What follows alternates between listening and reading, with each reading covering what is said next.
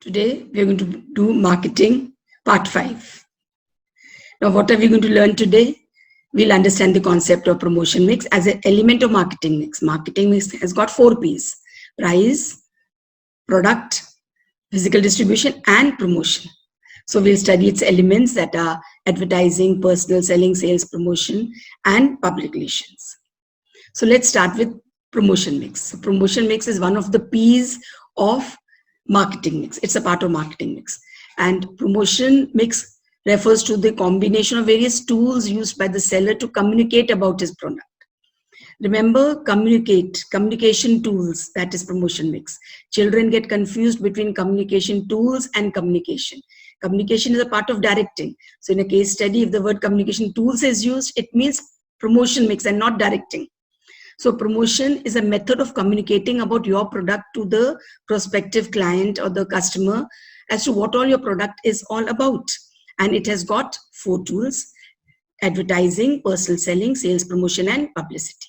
Now, which of these tools are you going to use and in what combination depends upon the nature of your product, the nature of market, your budget, etc. Let's start with the first one, advertising. You must have all heard about advertising. You must have seen it. If you read the newspaper, it's there. You see the television, you see advertisement, pamphlets, billboard, radio, so many methods and means of advertising. So advertising is an impersonal form of communication, which is paid by a sponsor. And some of the most common means of advertising are newspaper, magazines, television, radio, etc. Now, what are the features of advertising? First, it's a paid form. There has to be a sponsor. There has to be somebody who's paying for the cost. Somebody is bearing the cost. Second, it's impersonal. So if you're sitting in front of the television and watching it and an advertisement is coming, then they're talking, they're saying about the product, irrespective of who is watching. So it is impersonal and only that person in the advertisement is speaking. You cannot ask any question to that person. So it's a monologue. Advertisement is a monologue. Dialogue is when 2 people are talking. Monologue is when only one person is talking. And then there has to be an identified sponsor. Normally it is the seller. Sometimes the manufacturer advertises, sometimes the wholesaler or the retailer advertises. So you have means of knowing as to who is the one behind that advertisement. Now come to the merits. Advertisement has got a lot of merits. We know about so many products only because of advertisement. First is mass reach. It reaches a large number of people. Think about the newspaper that comes to your house every day in the morning. It's got so many advertisements. So it reaches so many people. These advertisements are reaching so many people. So it has a large number of people who can actually see the advertisement and maybe end up buying the product. Then enhances customer satisfaction. So if you have heard about a product or seen it on television or in the newspaper, you start identifying with it. Let's say you are watching the television and you saw this advertisement about a new soap. Some film star or a sports star was advertising about it. So you just saw it and it is at the back of your mind. When you go to the shop, you see the same soap out there. You start identifying it and you may end up buying it. And then you will get satisfaction out of it because now you have seen about that product. It's not anything new. You have already heard about it and somebody was endorsing it. So therefore, it creates customer satisfaction. Then expressiveness. Now this bar of soap couldn't say anything. There's a bar of soap which is very good. Soap that you use is very good, but soap cannot say anything. So soap needs expression. Every product needs an expression. So that can be given through advertisement. So it makes the product look more attractive. And then economy. People say that advertisement actually adds to the cost, but it's actually the other way around. Per unit cost actually decreases because now the seller is able to make a number of units. So when he's able to sell a number of units, the per unit cost actually decreases instead of increasing. Now, whenever anything has got an advantage, it has got a limitation also. First of all, less forceful. How many times have you got up and immediately gone to buy a product after seeing an advertisement? You saw an advertisement on the television, it said buy one, get one free. Immediately you got up to buy it. Never. Maybe never. So it is impersonal, means people are not motivated, are not compelled to buy the product by just looking at the advertisement. Then lack of feedback. How many people actually bought the product because they saw the advertisement or the other way around, again cannot be known. Then inflexibility. Now the advertisement is for everybody. It's not for any particular person. It's not tailor-made according to your requirement. So if there's a ad for the shaving cream, I have nothing to do with it. But if it's coming on the television, I'm seeing it. So it is not tailor-made. So as a result, there's no flexibility in that, and low effectiveness. Now, especially when the ads come on the television, you flick the channels, you change the channels. And when you're reading the newspaper, you're reading the newspaper to find out the news, not to see the ad. So people hardly bother about the ads, or if they've seen the ad, they forget it by the evening. So as a result, effectiveness is as good as nil.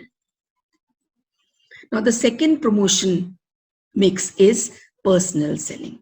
Personal selling is like when you go to a shop and one of the salesmen approaches you and says, yes, ma'am, what do you want?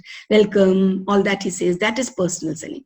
Personal selling is face to face, and it's a dialogue, not a monologue like advertising.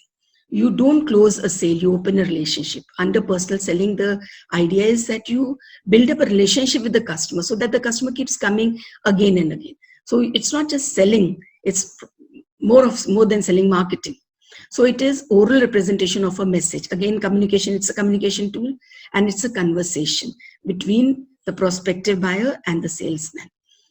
Now, what are the features? It's a personal form, one-to-one. In advertisement, it's not personal, it's impersonal. Here it is personal, and it is a dialogue. It is between two. So suppose he welcomes you, then you say, do you have that? He says, yes, ma'am, I have it. I'll just go and get it. So you are asking questions, he's answering. So it is between two people. So it's a dialogue. And it is based on relationship. So suppose you don't have enough money, or you see some item there in the shop and you think, I wanted to buy that also, but I'm not carrying money. Don't worry, I'll send it home. My fellow will go and collect it from your house. Don't worry, ma'am, you take it. I'll send somebody to get the money from your house, or next time when you come, you can give them money. So they're trying to build up a relationship so that they have repeat sales. And the buyer will keep on coming again and again because of personal selling. Now, what are the merits? Flexibility. The moment a person enters a shop. Now, personal selling could be door-to-door salesman also. So a person who's coming to your very door to sell the product, that is also personal selling. So what they do is the opening dialogue is according to the customer. So if a mother enters a shop with a small child, the salesman will probably target the child. So he will try to sell the child something. He'll say, you want this? Have you got this also for you? So they cater their opening statement according to the customer. Therefore, there's a lot of flexibility, unlike advertisement. Then direct feedback. Suppose he says, ma'am, we've got this. You want to buy this? You say, no. So immediately he comes to know that you're not going to buy it. So direct feedback, because it's face to face. Then minimum wastage. These salesmen don't approach everybody who enters the shop. They know who is the probable buyer, because their years of experience tells them that the acumen they start getting. So they will go only to that particular client whom they think is going to buy the product, and therefore they focus only on the target customers, and there's minimum wastage. Now come to the third tool of a promotion mix, that is sales promotion. So during Diwali, people buy new things. Suppose somebody is thinking of buying a car. For the last 2-3 months, the family has been deciding about the various cars. And now one of the automobile dealers, he has thrown in 10% discount for 15 days, 10% discount plus added accessories and extended warranty. Now that seals the deal. Now you make up your mind that yes, if I go in for all this, I'm going to get this only during that particular time. So sales promotion are short-term incentives which are given, like cash discount, free gift, sampling, etc. so that immediate purchase takes place. They're not long-term, they're short-term. And these are used as supplement for the main promotion efforts. Like for example, along with advertising and personal selling, sales promotion could also be added so that sales takes place. Now, what are the merits? Attention value. Now, people get attracted. How many times have you gone to a mall and you saw 50% off on a shop written, and you said you decided you won't enter, but then you enter and you decide you won't buy anything and you come out holding bags.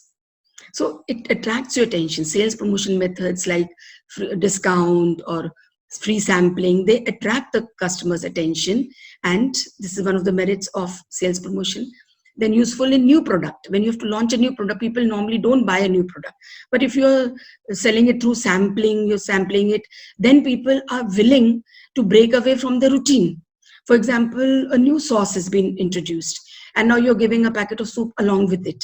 So that motivates people to buy that new product. So sales promotion method actually helps in launching of a new product. And then it's a synergy and total promotion tools. So you've been advertising about your product throughout the year. Personal selling also has been taking place. People who are planning to buy a car. They visited the showroom and the salesman has been pursuing them. He's been calling them up to find out. And now sales promotion method has been thrown in, like they're offering you discount and they're offering you some extra additional accessories during Diwali time. So now you decide to buy it. So it supplements the main promotion tools. Now, whenever anything has got merits, it's got limitations also. Sales promotion sometimes reflects crisis. People feel that why are they selling it at a discount? People are not buying the product. So why is the sale being carried on? So sometimes people get a wrong impression about the product. And then the second limitation is that it spoils the product image. You feel that if a product is being sold at a discount, that means something must be wrong with it. So it's not first hand, or maybe something is missing in that product. That is why it is being sold as on discount, or it's not of good quality. Now come to public relations. Public relations is very much a part of promotion mix.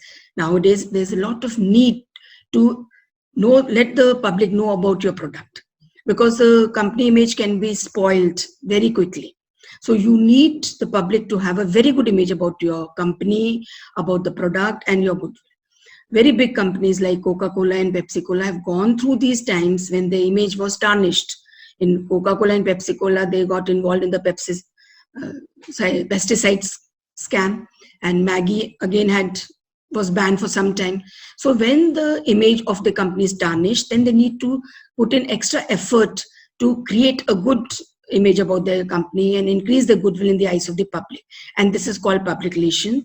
And there's a public relation department or PR department in almost all big companies which look after this aspect. So managing public opinion is also a very important part, so that people come to know about your product and the company's image. And sometimes what happens is that the middlemen who are involved, the activist groups that are there, sometimes they play a very important role in helping the product reach the consumer. So therefore, they need to be informed about the product and they should be on your side. So this public relation help build up a very good image about the product in the eyes of the consumers. So let us study what it is. What is the role of public relation? First of all, press relation. Now, press can make or mar a product. They can either lift you to the skies or bury you. So your relation with the press should be very good, and they should be publishing only positive news about you. So if the press does not have a true and correct picture about your product, then this is what they will spread, and people believe what comes in the press. So therefore, press relation is a very important role of public relation. So the PR department, they look after this and they see that the press is informed about the product and they carry only positive news about your product. Then second is product publicity. Now you can advertise about your product, you can do various tools of promotion about your product, but they don't carry as much weight as public relations. So let us say you're sponsoring an event, IPL or any exhibition that is going on, and you're sponsoring, your banners are there. So people come to know about your product. So cultural events, or you could hold seminars, exhibitions, press conferences, etc., and let the people know about your product. So this again is done by the PR department. So it creates a very favorable impression about the product of a company in the eyes of the public. Then comes corporate communication. Suppose the company where you are working, the employees of that company, they don't know about the founder, not much about the founder, but the founder has won a very prestigious award. So they need to be informed. So through public relations, they are informed. The consumers are informed through letter, newsletter, annual reports, articles, audio visuals, speeches of these CEO of the company can be played in various meetings so that the image of the company is boosted. So every now and then they celebrate the Founders Day and they'll talk about all the achievements that are there so that people get a very good impression about your company, that this is what they've done, this is all that they have achieved in their lifetime. This is called corporate communication. People don't come to know unless you tell them. So you need to communicate with them. And then comes lobbying. Lobbying means dealing with the government officials, the ministers. So policies are made for the industry. So various ministries in charge of industry, finance, or corporate affairs, they keep on making new and new policies. Sometimes they're in your favor, sometimes not. So if you know about these policies that are being made well in time, then you can plan out your future according to that. Otherwise, you may be caught unaware. So lobbying is also very important. The PR managers, what they do is they maintain liaison with these government officials so that they're in touch with what is going on and they're better prepared for how to face it.